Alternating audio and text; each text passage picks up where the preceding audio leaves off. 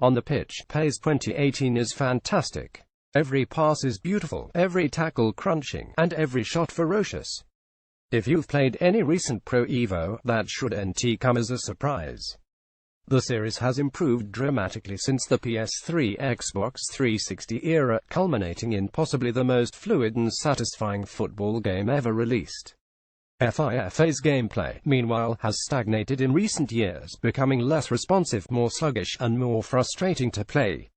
Despite this, FIFA easily outsells PES every year for one simple reason: licenses. We're yet to see if EA's behemoth has improved over last year with FIFA 18, but we can count on it letting players realize their childhood dreams and play as Neymar, Ronaldo, Rooney, AL.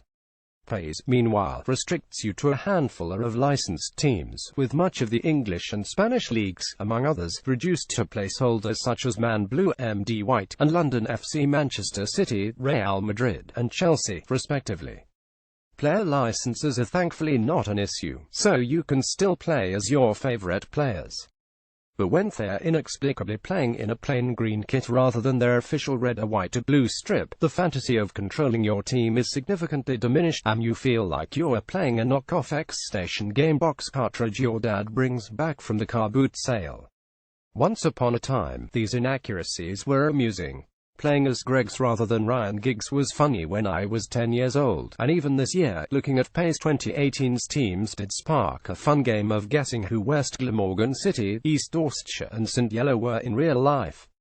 But it's becoming annoying, and it undermines the very reason many people play football games: to get the fix of the favorite club when it's not a Saturday afternoon. PES is by no means alone in this regard. While FIFA has something of a monopoly on many league licenses, other popular games such as Football Manager also make do with a limited selection. That series, along with PES, has notably struggled to obtain any sort of license for the German Bundesliga, which is completely absent even in make-believe form from PES 2018 and only exists in Football Manager 2017 in an unofficial form. But where FM stands almost alone in the football management sim genre, save for a few Alzoran mobile titles, PES has FIFA to compete with. Konami's problem is getting worse, too. FIFA's license library is expanding, with the Iceland national team a new addition this year and women's teams being introduced not too long ago. PES is also adding clubs. This season has brought new partnerships with Fulham and Inter Milan, and sees the series' exclusive arrangements with Barcelona and UEFA continue. ABU teams are being removed as quickly as they're added. Manchester United and Bayern Munich have been fully licensed in PES in recent years, but in 2018 were back to Man Red and no Bayern at all. You can mod teams, kits, badges, and names in, of course, and there's a very dedicated community out there to help fill in the gaps with some sterling replicas. But the majority of people who play football games will never realize that, much less know how to mod those details into the game, and never mind care FIFA already has those kits, after all.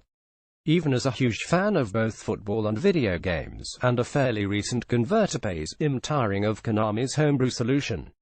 Spending time importing and editing these details. See, haven't even mentioned manager and stadium names, competition titles and badges.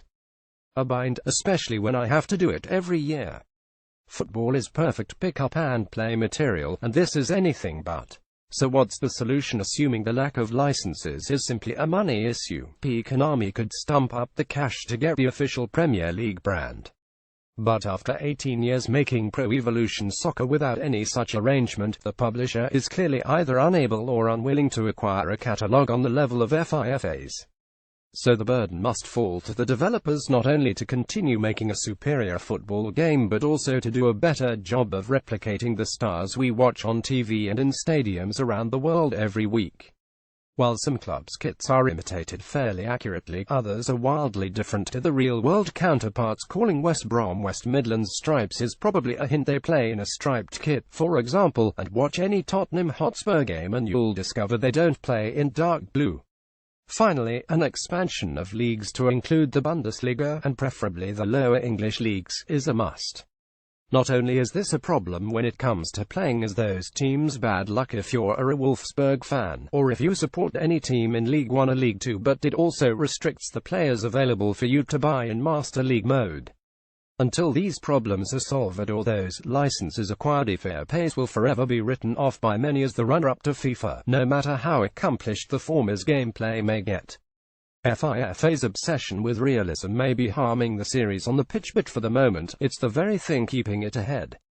Check back later this week for GameSpot's full PES 2018 review, once we've had chance to test the game on public service.